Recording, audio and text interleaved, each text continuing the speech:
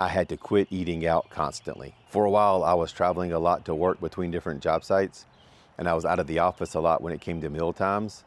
And so when I didn't prepare, what always happened was I would stop at a fast food restaurant to eat my lunch. It was easy, it was convenient, it was just mindless, driving down the road, it's lunchtime, there's a Chick-fil-A, pull in, grab a large size meal, eat it, you're done, everything's good.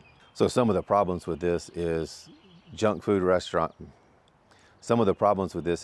restaurants are not serving you the healthiest food, and the portion sizes are larger than we need to eat, especially if you're like me, especially when I was ordering the large size versions of the meals instead of the normal meals.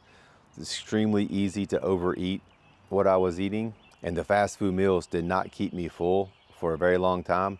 So I would eat at a Chick-fil-A for lunch and I was hungry again by 2 or 3 o'clock. So it wasn't keeping me full long enough, and that would keep me in the cycle of eating lunch at 12 and having a snack at 3. So what I changed to beat this habit was I started cooking all of my meals at home and planning ahead, and I was figuring out where I would be and when I would be there. And so I would take a cooler with an ice pack with me to work, and I would put my lunch in it when I left the office.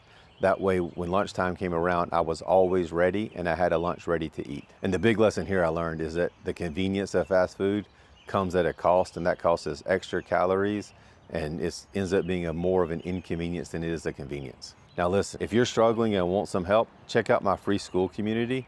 That's where I post additional content, I answer questions personally, and I help people stay on track. I'll put the link in the description below. Give it a shot, check it out. Thanks for watching. Talk to you guys later.